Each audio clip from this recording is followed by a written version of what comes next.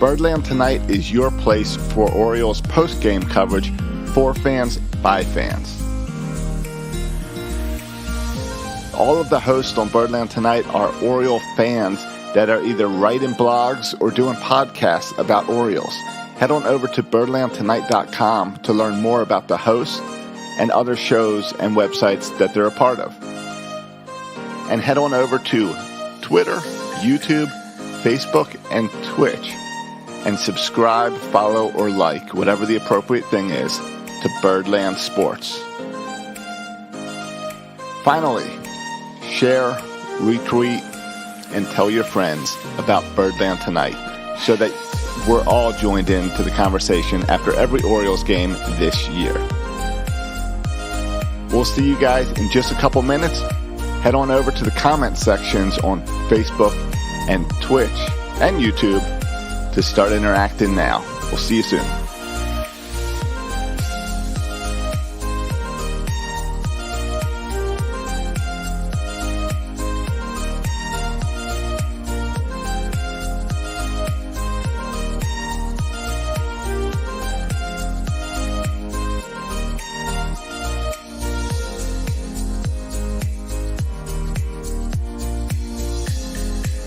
Did you know Birdland Tonight is also a podcast? Head on over to your favorite podcast app and subscribe to Birdland Tonight to get the audio of this show every morning ready for your commute.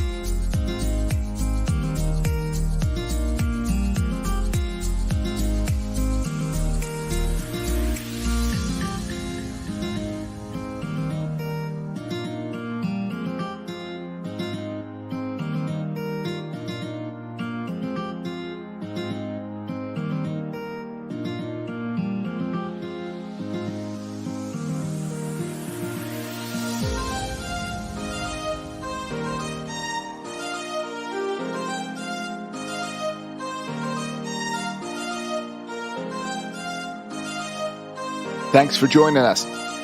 We will get started in just 1 minute. Make sure that you have subscribed to us on your favorite social media. Look up Birdland Sports on Twitter, Twitch, YouTube, and Facebook. Like, follow, retweet, share. See you in a moment.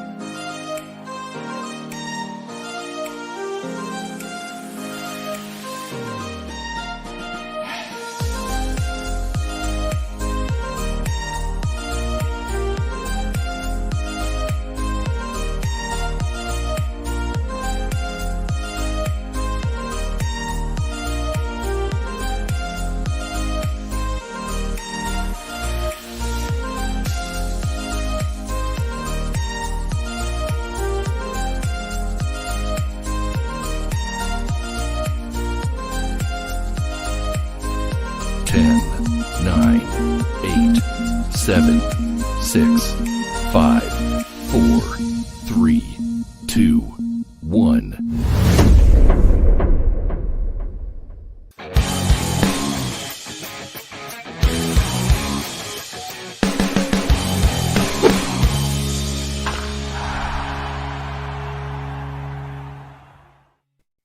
All right, welcome to Birdland Tonight for the 36th game of the season as the Orioles found a new way to losing in the ninth. Andrew, how you doing tonight? Not too bad, Josh. How about yourself? I was doing good until that ninth inning. Yeah, Well, it was pretty irritating. Yeah, it was a little tough to take, but this is I feel like Cesar Valdez has been so good this season that this was bound to happen. It's just the law of averages. Yeah. The dead fish was not dead tonight. It was Well, a little too alive. right. The problem with any fish is it's tough to control. Yeah, it's slippery And when that's wet. right. Exactly. Now here's the problem. I know this. Since Valdez is not your standard hard throwing normal pitcher, I guarantee Orioles Twitter and Orioles Facebook is trashing him completely now. Yeah, I can understand that gut reaction, but the guy's ERA even after tonight is still something like It's gonna be 2.4. Yeah. Yeah, and he's pitched well, and this is a law of averages thing. We are not in a realm of baseball in general where we see a closer, especially a closer like Cesar Valdez, like you mentioned, he's not a hard thrower. We don't see closers go out there anymore and put together strings of 25, 30 straight saves. We don't even really see them put together 10 to 15 straight saves anymore. We see these hiccups on occasion. And if we're going to blame anything tonight, and I say blame is not even really the right word, but the Orioles scored 2 runs. Like, it's offense part again. of part of that is Marcus Stroman was very good, just like John Means was very good. But the offense, which is supposed to be the linchpin of this team, I mean, there's one guy in this lineup that had more than 1 hit tonight. They just were not able to string it together. You put up that few of runs and you don't score until the late innings. I'm not sure what you expect to happen. Well, yes, but you also got to remember that Stroman was on the mound for just Correct. as long as John Means. So no question. That's why it was a 0-0 game through 6.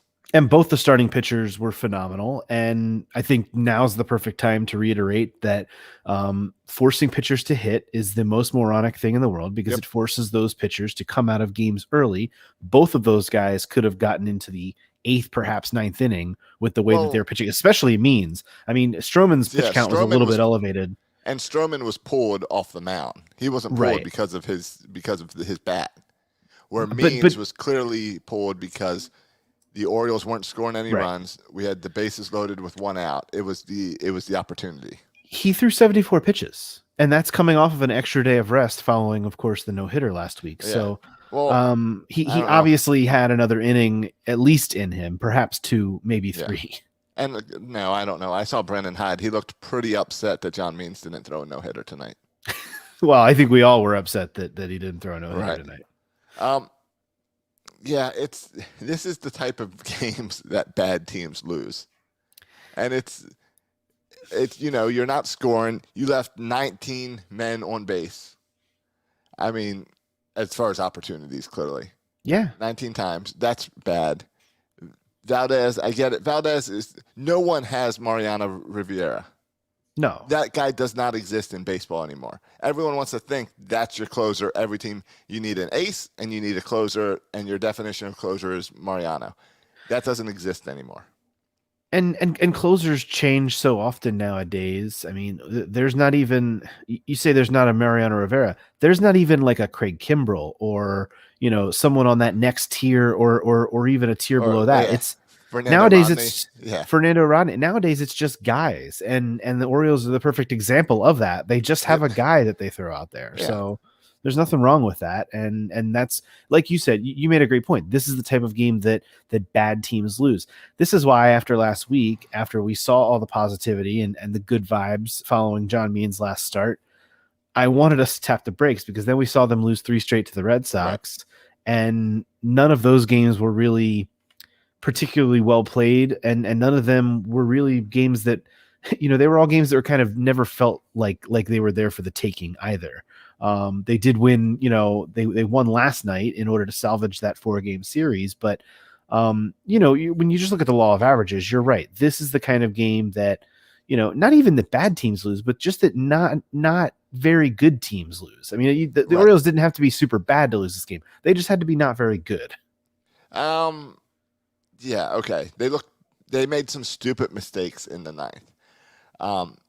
I don't understand that throw from second home that then allowed Villar to get to third. Correct. Correct. That was a bad throw, an unnecessary throw. You weren't going to beat the runner. We don't. Rios is not a second baseman. He doesn't know how to play that position, so therefore he doesn't know how to make that throw from that position. We No, don't have a second baseman.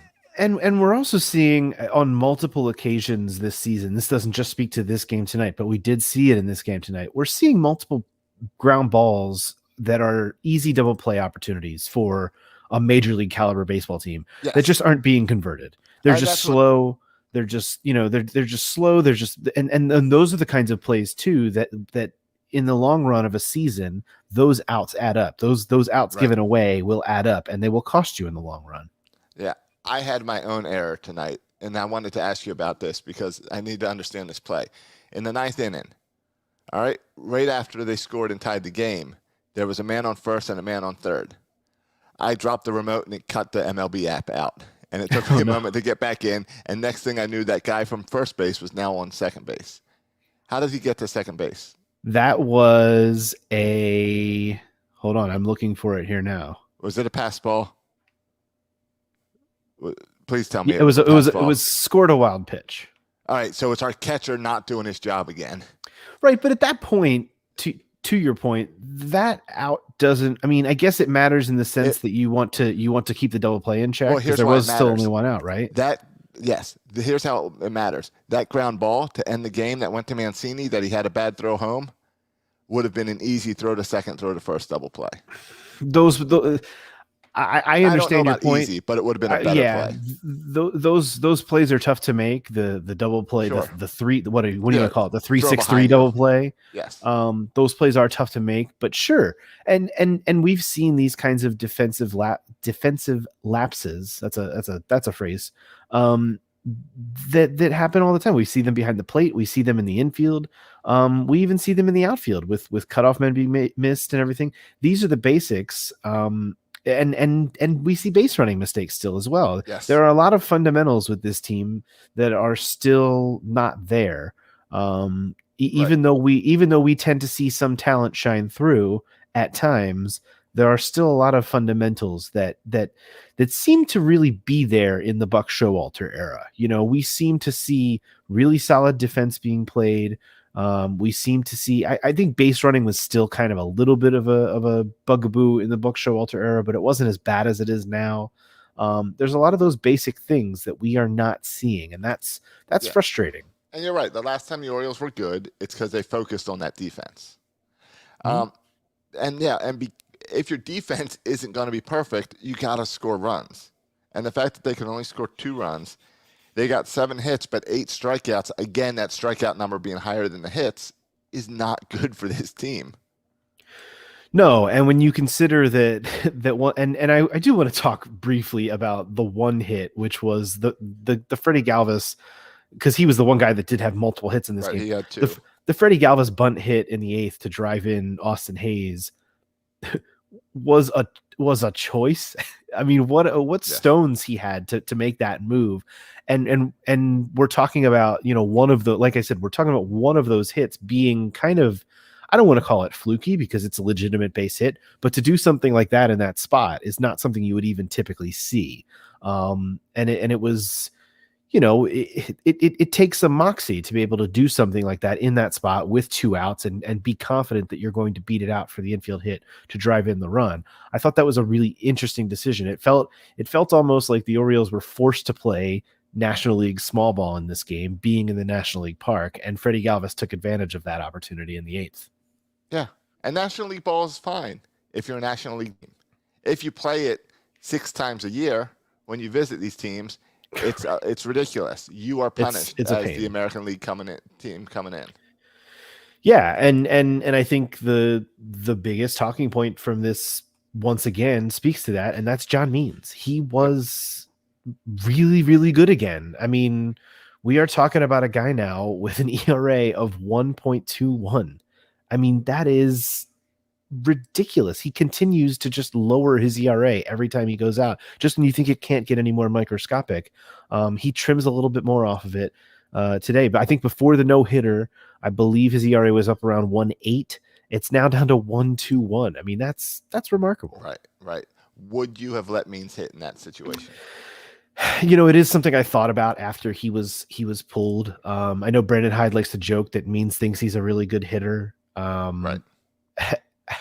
It is But all, tough. all pitchers think they're good hitters. All pitchers do tend to think that. They all think they'd be able to judge the strike zone better than a batter, and they cannot in that position. Right. It is tough. I mean, it ended up working out in the end that the Orioles were able to get a run across. But I don't know, man. It really is a tough call. I think I would have made the move that Brandon Hyde did and pinch hit Valleca, because like I said, he did come through with the sacrifice fly, but I'm sorry, he pinch hit DJ Stewart, didn't he? He pinched hit DJ Stewart. DJ Stewart got the sac fly. Yeah. So we got one run out of that. So I mean, it's Valleca got the sac fly, but he pinch hit Stewart for Stewart. He pinched hit Stewart. They pulled in a new pitcher. Then he pinched hit Valleca. Valleca got the sac fly. So I think I make that move as well. It's just hindsight's 2020. You also have to, I think, recognize that this bullpen didn't even, Cesar Valdez didn't work out in the ninth, but the bullpen, for the most part, held its own. We saw Plutko gave up a run, but he's still pitching really well as well. Scott came in, clean inning from him as well. So, and Valdez was probably going to come in the ninth either way. Sure. You were really looking at one more inning of Means. Now, sure, you could say, well, another inning of Means and Plutko won't give up that run. You can go with that, but again, it's hindsight. Hindsight would say, that means you only had one out. The big thing that you don't want in that position is John Means to hit in the double play in the inning over. Right. I would be very tempted to tell John Means, go up there, but don't you dare swing that bat. Just strike out if you have to. Because I've got Cedric Mullins, our hottest bat, behind you. Yeah, that's interesting too, because Mullins, I feel like I think he's starting a little bit of a slowdown but he's still getting a hit he had a triple yesterday and a single today. Yeah, now that triple yesterday should have been a single. It should have been an out, really. But yes, I hear what you're saying. No, you're right. I mean, it is a tough call to make, and again, we're just going to. I totally understand it. Yeah, I think we're just going to go back to. I think we're just going to go back to being bothered by National League Baseball, which as American League folks, that's what we do. We gripe and moan about, having our pitchers have to hit in this scenario. And I think National League Baseball is why Valdez was not pulled once he gave up the save. Because we were looking to go into extra innings. I don't know where. I'd have to do the math of where we were in the batting lineup. I can pull it up here. Looks like Severino was coming up. The last out was made by Austin Hayes, grounding into a fielder's choice in the ninth. Oh yeah, just to fit that bat. All right, so no, we were at the top of the lineup. So it would have been Mancini, Mountcastle, and Galvez, or McKenna, I guess, because McKenna had come into the game. McKenna, Galvez. Then Valdez. Your pitcher is in that fourth spot then. So I wasn't sure because we didn't have anyone left on our bench. Because of the double pinch hit situation. Because of the double pinch hit. We brought in McKenna and I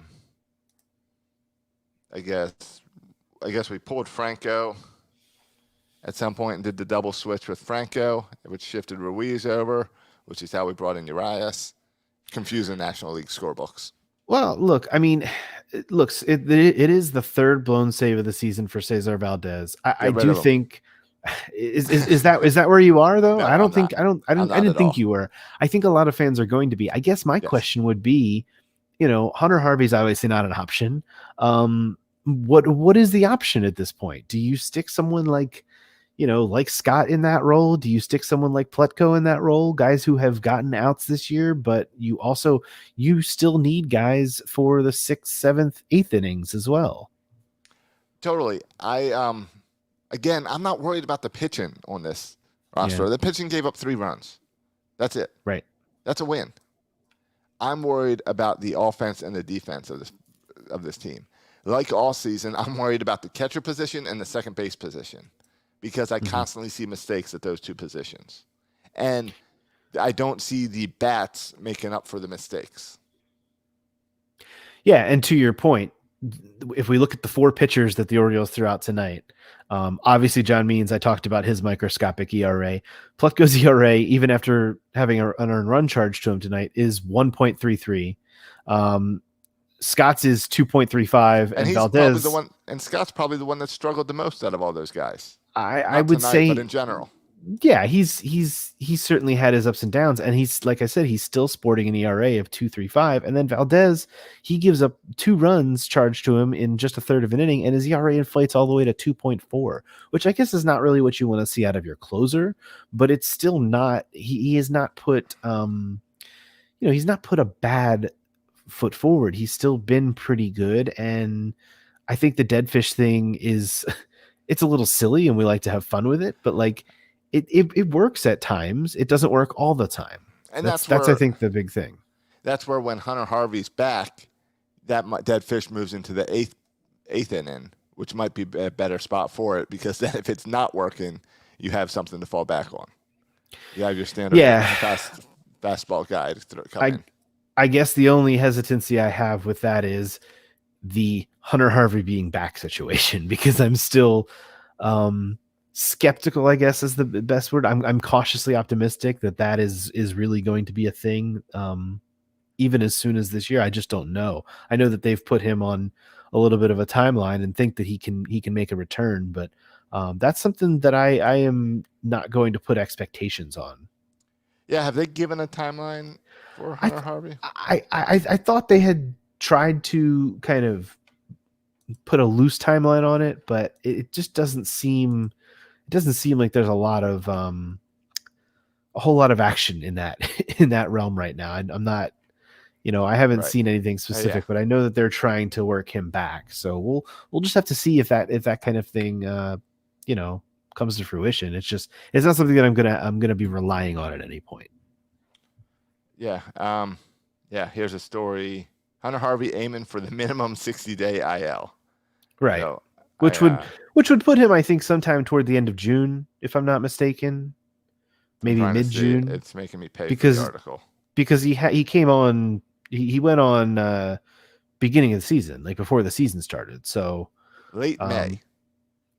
So late May, so even sooner. So we could be looking at another 3 weeks, perhaps. Yeah. I mean, figure a week in Norfolk probably or something. But like I said, that just seems optimistic to me, but I could be completely wrong. Maybe he'll come back and fill right into, even if it's not immediately into the 9th inning role. Maybe he can pitch in the 7th and 8th innings and do a job. But again, it goes back to the bullpen's not the issue. Right. Starting rotation's not the issue. This lineup's the issue. The starting rotation is still an issue. I mean, yeah, especially in that 3, 4, 5 slots. Yeah, there's questions, but Hunter Harvey's not going to fix that. Today's issue was not pitching.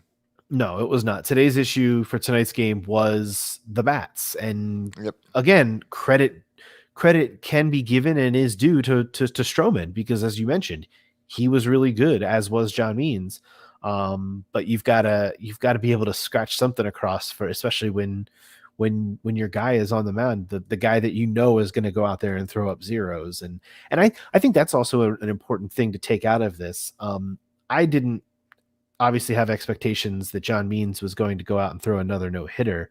But we're getting to a point now where we can just expect that John Means is going to go at least 6 or 7 innings and really just maybe give up a run. Maybe 2 in the worst case scenario. John Means will always put you in a position to win. He is really establishing himself. And I had a little bit of nerves coming into his start tonight, thinking, okay, he's coming off of a no-hitter where he threw, I think it was 113 pitches. I know he had the extra day, but still you come in a little nervous, thinking maybe the high of last week, he comes down off of it and has a rough start. But no, he turned in another outstanding outing. And it's just getting to be one of those things that fortunately you can rely on, which as an Orioles fan is a weird position to be in, because it's been a while since we've been able to rely on this steady of a starting pitcher. It would be nice if there was more than like 1.5 of them in the rotation. Totally. And yeah, I mean, that's all it's okay. Matt Harvey, I'm really curious and really excited for Matt Harvey back in Citi Field tomorrow. I want to see him pitch with that chip on his shoulder, even greater than what he's been doing this season, and see how Yeah. that goes. I think that's going to tell us me a lot about if this can last for the whole season, what Matt Harvey's doing, or if when he put a little more pressure on himself because of being in New York, if it falls apart, then it might not be so reliable down the road. Yeah, it'll be interesting. I'm excited. I'll be listening on the radio day game, so I'll be working. But Yep. it will be an interesting outing for him. I'm excited to see how that plays itself out as well. But to your point, I did want to ask you, because there's been a lot of you're talking about the lineup, and I completely agree with Yes. you.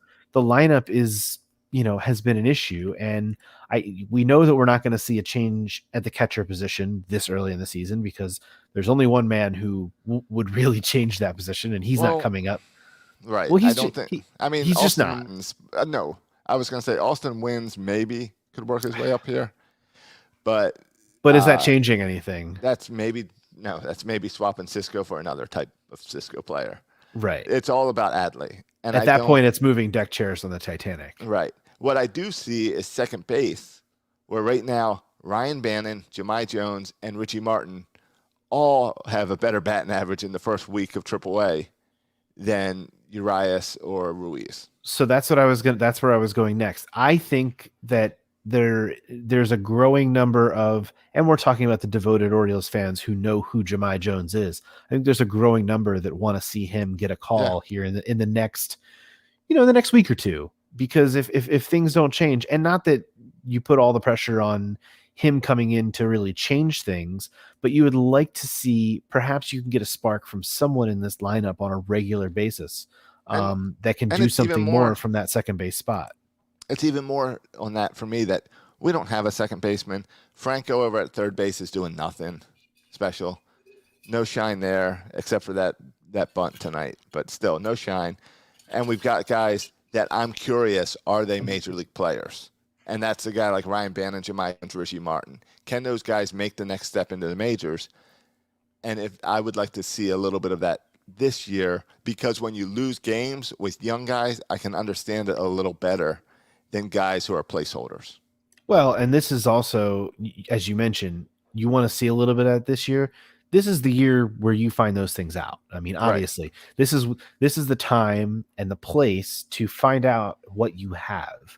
And Mike Elias, that's his job. It's his job to, to determine which of these pieces that are currently in the minors moving forward can actually, I'm not saying that they're going to be a part of this thing for the long term, but which ones can provide you something going forward, even if it is an 8-9 hole hitter, like Rio Ruiz has been this year.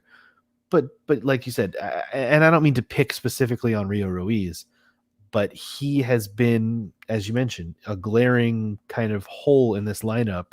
And not only that, but defensively as well at second base, it's been rough. So it'll be interesting to see if that kind of move happens, whether it's Jahmai Jones or as you mentioned, Richie Martin or Bannon. I mean, one of those guys could come up in the next 2 to 3 weeks, before June hits, just to see what spark could come from the rest of it.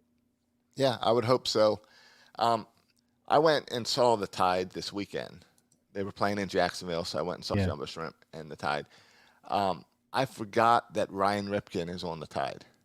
Yeah, he was playing first base for them. He looks like a baseball player. He looks like his dad.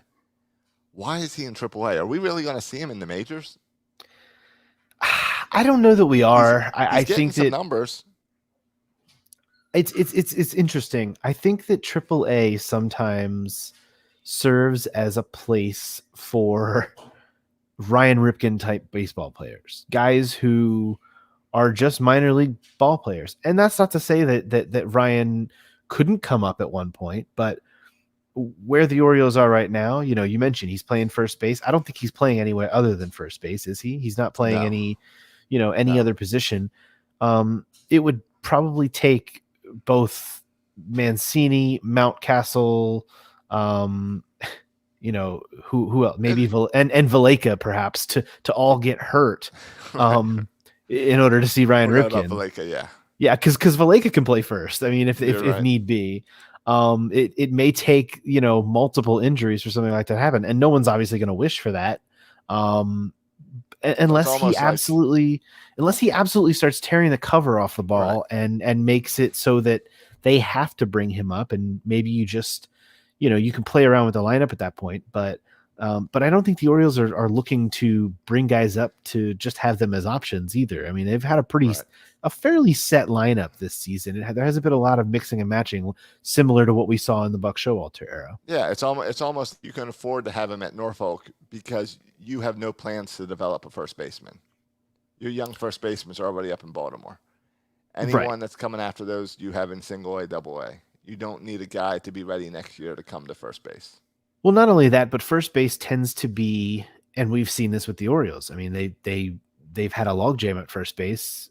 Not even mentioning Chris Davis over the last few years, and that's because players who start out as a shortstop or a center fielder and recognize that they can't hack it Yep. in single or double A, even move off that position, and they tend to go to left field, second base, third base, and then the last stop kind of down that ladder ends up being first base. So you get a stack of players at first base and a logjam there. And I'm not saying that that's the case with Ryan Ripken. I haven't seen him play. Obviously, I don't know if he could play another position, but that tends to be the position where most people fall if they're just a bat. Sure. Sure. That makes sense. And then we're seeing that even with Adley, where they're using him at first base once in a while to save those young knees. Yeah, and I know they're going to DH him. I don't know if they have yet, but I know they plan to DH him as well, just to get him off the field completely and Right. just have his bat in. I did watch a little bit of the Bowie game tonight. While I had the Orioles up, I saw Adley get a nice opposite field single in the first inning, so that was nice to see. Just watched the first couple innings of it though. So I haven't watched the full game, but that's what I've done for both the Tide and the Bay Sox. I turn on the game for a little bit. And you know what? just to poke in and see. And I've been pretty happy with the MILB stream. They got Yeah, multiple camera angles. It used to be the one camera angle behind home plate with no audio. They need to fix their desktop platform, because I can't sign in on the desktop. I can only sign in on my mobile device. So maybe that's something you can walk me through. And the app and the mobile device app sucks also. Yeah, it's not a great app. And they don't have the Roku apps and stuff like Major League Baseball. So overall, they need to all work with it. They need a little technology infusion. I'm impressed that it's HD cameras, because it used to not be.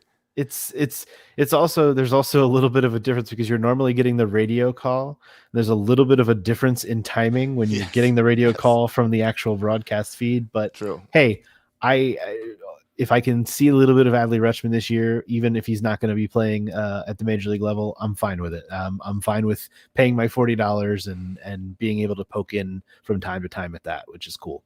All right. And the other thing that we didn't mention about National League Ball today is that National League Ball also means we lose our DH. So then we're putting Mountcastle in the field in order to then keep his bat and Trey's bat in the lineup, which sucks and hurts the Orioles in this. But hey, we get to do it again tomorrow. Yeah, it's brutal. The one other thing I'll say about tonight, hopefully Albert Elmora Jr. is okay. That was a brutal. I mean, full speed into the center field wall. Yeah. The only guy that can come out of that is Bo Jackson. I mean, that was horrific to watch. And then the fact that they needed to keep showing the replay to because they reviewed the play to make sure that he didn't hold on to the ball. I didn't get queasy, but I turned away at one point because I did not want to see him collide with that wall again.